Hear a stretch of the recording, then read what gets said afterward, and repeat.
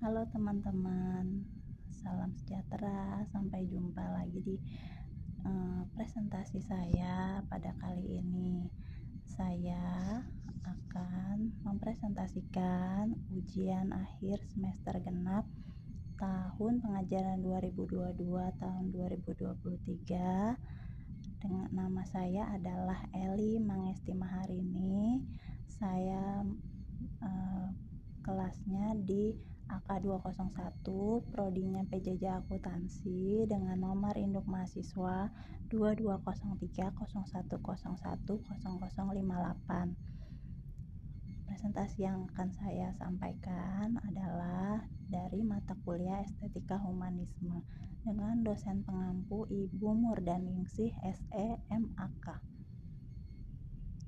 Saat ini saya akan presentasi dengan judul dengan tema konsep diri.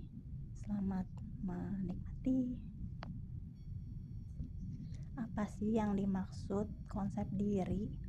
Konsep diri adalah cara dan sikap individu dalam memandang dirinya sendiri. Konsep diri terdiri atas konsep diri akademis dan non-akademis. Konsep diri non-akademis dibedakan menjadi konsep diri sosial dan penampilan diri secara fisik dan psikis. Konsep diri sendiri adalah cara pandang individu dalam memandang dirinya, baik secara utuh fisikal, intelektual, emosional, spiritual, maupun sosial. Kata-kata ini dikutip dari Budi Anak Keliat. Oke, sambil kita membayangkan apa sih itu personal studies atau konsep diri, kita lihat dulu ya. Video satu ini adalah video tentang refleksi diri. Enjoy.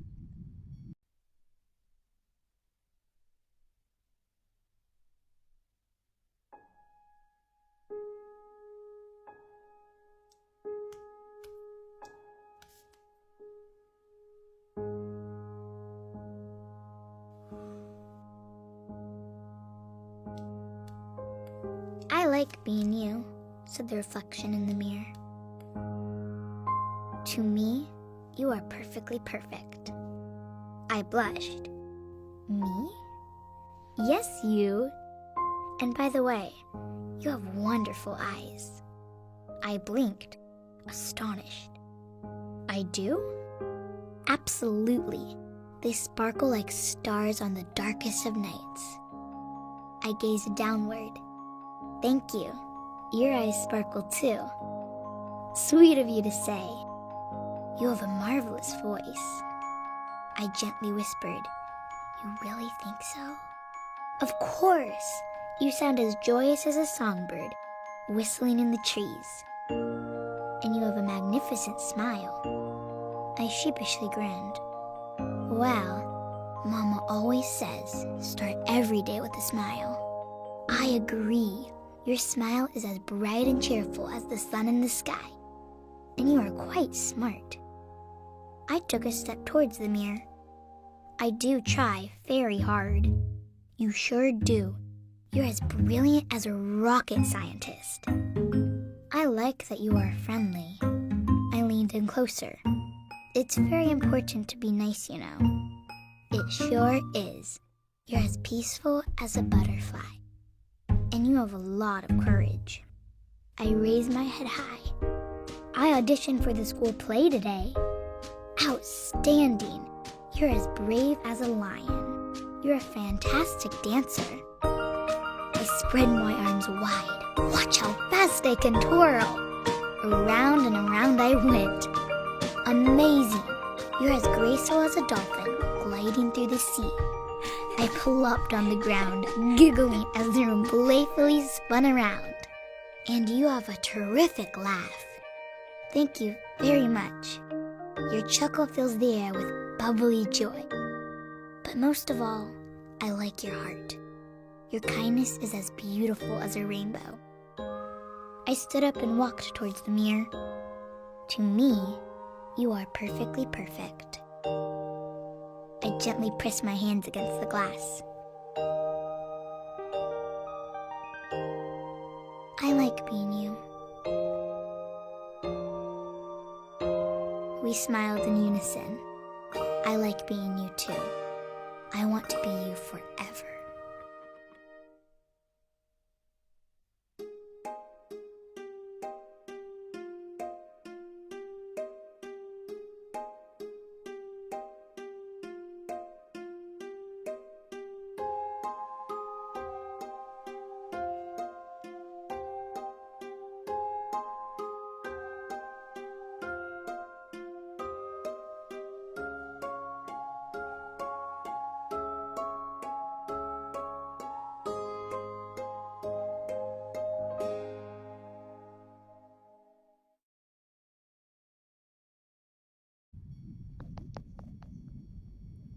Oke. Video yang baru saja diputar adalah video tentang refleksi diri. Video tersebut menggambarkan seseorang yang berbicara kepada dirinya sendiri melalui media cermin. Lucu ya caranya. Itu juga salah satu kegiatan yang memang positif yang bisa kita lakukan. Gimana sih kita berbicara sama diri kita, kita yang paling tahu siapa diri kita sendiri, tapi kita mau ngomongnya gimana, masa dalam hati. Kalau dengan media cermin itu kan kita seperti ngobrol sama seseorang yang nyata ya, sedangkan diri kita sendiri itu sebenarnya adalah suatu refleksi yang nyata yang kita alami, yang kita rasain saat ini. Oke, saya akan langsung ngejelasin ya. Refleksi diri merupakan suatu kegiatan kita dalam merenungi diri dengan tujuan mengintrospeksi diri dan melihat-lihat kembali apa yang telah kita alami dalam hidup sampai dengan sekarang ini. Mungkin kegiatan refleksi diri bukan sebuah kegiatan yang penting untuk dilakukan. Kenapa sih kok gak penting? Kayak ngapain sih lo ngomong sama diri lo sendiri kayak orang nggak waras ya gitu. Padahal enggak loh, sebenarnya banyak manfaat juga yang kita dapat dari bagi kehidupan kita selanjutnya dan untuk lebih mengenal lagi konsep diri dan tujuan hidup kita. Kita bisa bilang loh sama diri kita punya tujuan, terus oke, besok nih ada challenge, ada ujian atau kita harus belajar. Ayo dong, sama-sama kita sebagai individu yang utuh yang terdiri dari fisik kita dari atas sampai bawah, dan juga kita tuh punya hati, kita punya jiwa. Kita satukan mereka untuk sama-sama menuju tujuan hidup kita. Manfaat dari refleksi diri. Beberapa manfaat dari refleksi diri yaitu yang pertama, menjaga diri dari tindakan merugikan. Seperti saat berada dalam sebuah konflik, refleksi diri yang intens dilakukan untuk membuka sudut pandang kita agar kita tidak terpengaruh pada situasi yang ada. Selanjutnya, membantu mendapatkan perspektif lain. Sesekali bertanyalah kepada diri sendiri, apakah benar ini tujuan hidup kita? Apakah sudah tepat langkah yang diambil untuk menuju ke sana? Dengan demikian kita dapat menemukan perspektif itu. Selanjutnya, membantu membuat keputusan hidup yang lebih baik. Setelah mengetahui apa yang menjadi tujuan hidup kita, maka kita dapat mengambil keputusan hidup yang lebih baik. Alat bantu untuk terus belajar. Selama hidup kita akan diminta untuk terus dan terus belajar. Bukan hanya untuk membentuk citra diri, tetapi juga kita lakukan untuk selalu mengisi diri dengan ilmu dan menempatkan posisi kita sebagai individu yang berpendidikan.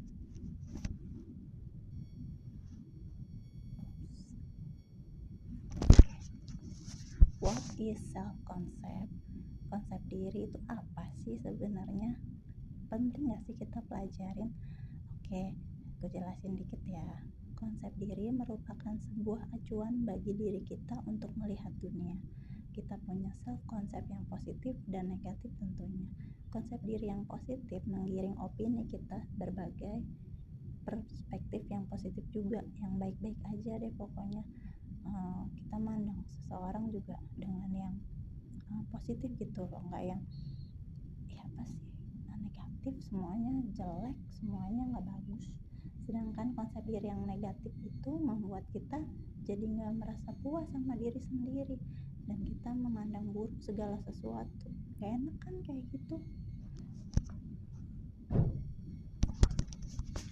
Komponen dari konsep diri itu yang pertama adalah self image. Seperti namanya, konsep ini merupakan cara pandang kita terhadap diri sendiri.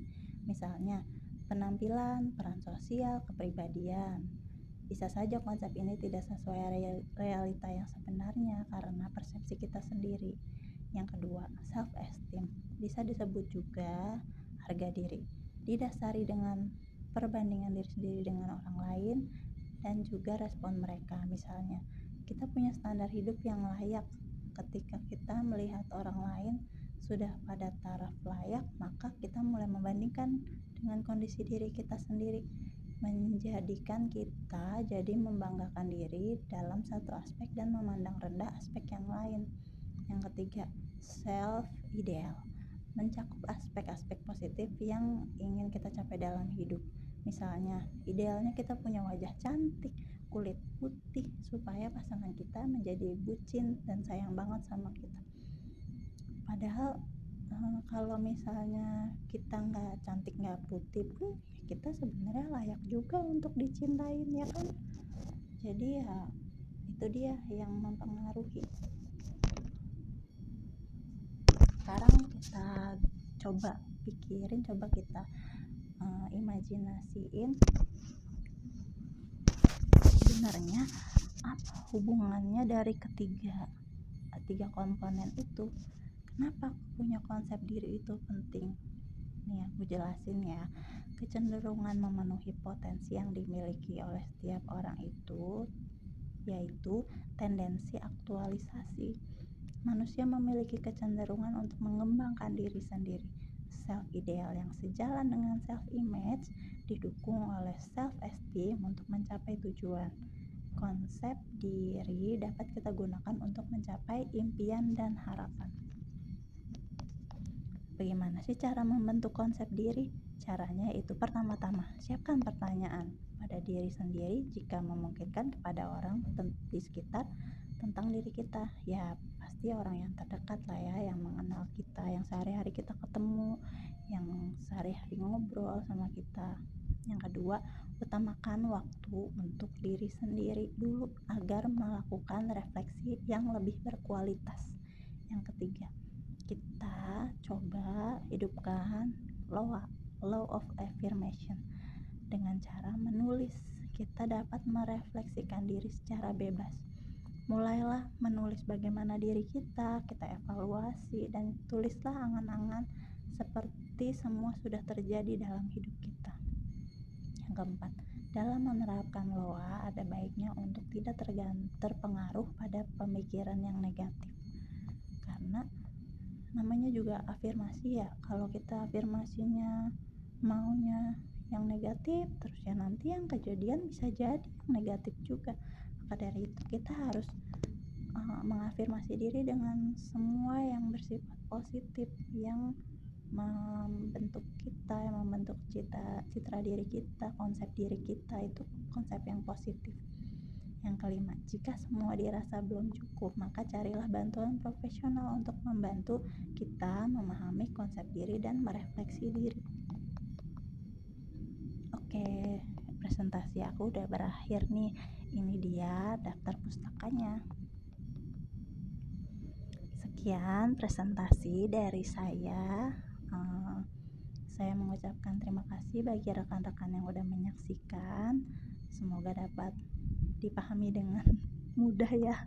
Dan juga saya mau mengucapkan terima kasih kepada Ibu Murdaningsi SE MAK selaku dosen pengampu mata kuliah Estetika Humanisme atas ilmu dan pembelajarannya selama ini.